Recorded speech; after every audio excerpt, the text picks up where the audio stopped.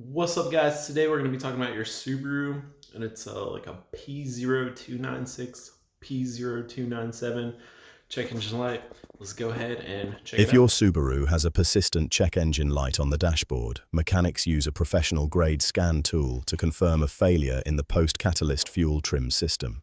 This specific failure can be tricky because it often occurs without any noticeable change in how the engine performs.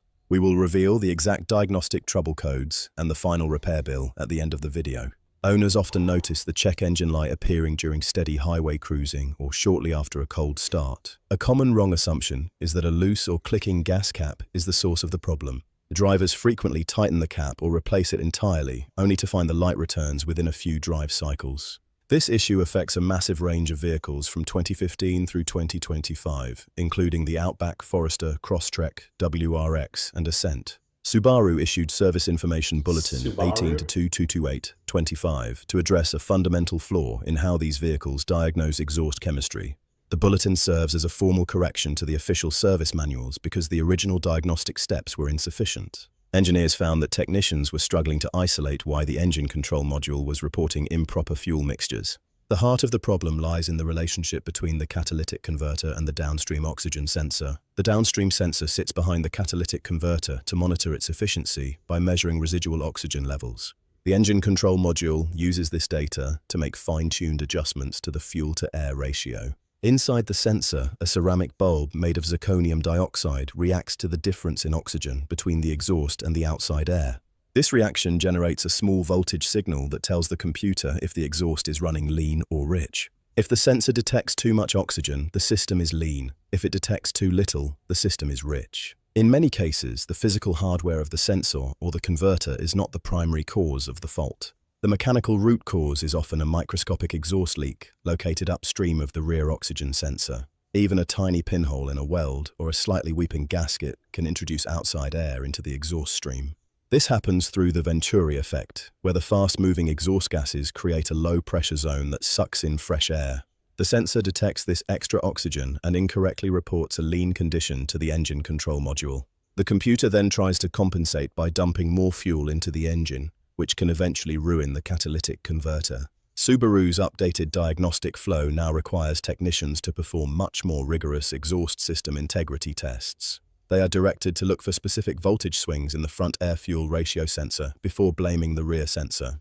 The physics of this failure are complex because the computer is trying to balance emissions with engine longevity. A lean condition increases combustion temperatures, which puts excessive thermal stress on the exhaust valves and piston rings. A rich condition sends unburned fuel into the catalytic converter, where it ignites and melts the internal ceramic honeycomb structure. The original service manual, steps 14 and 15, were leading some mechanics to replace expensive parts prematurely. The new bulletin replaces those steps with a more logical path that isolates electrical interference and physical leaks first.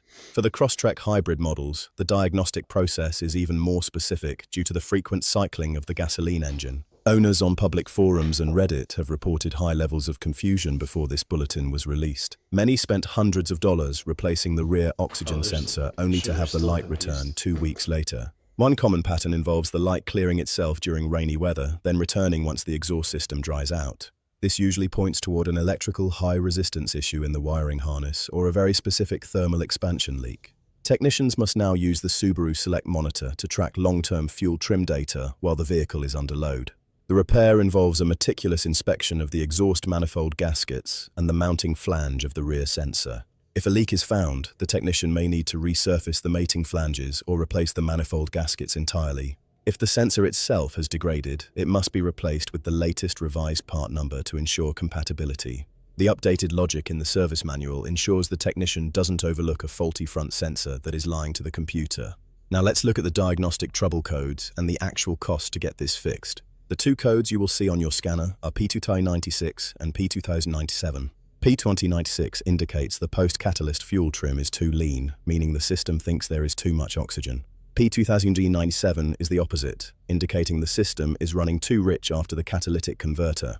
If you take your vehicle to an independent repair shop, a basic diagnostic fee usually starts around $95.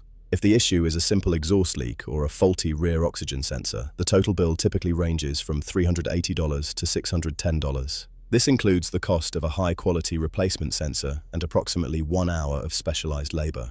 If you choose to have the repair done at a dealership, the cost will be higher due to specialized technician training and factory parts. A dealership diagnosis and rear oxygen sensor replacement will likely cost between $590 and $830. However, if the diagnostic confirms that the catalytic converter has been damaged by an unresolved rich or lean condition, the price jumps significantly. Replacing a Subaru catalytic converter at an independent shop can cost between $1,200 and $1,600. At the dealership, a genuine Subaru catalytic converter replacement can easily reach $1,900 to $2,500.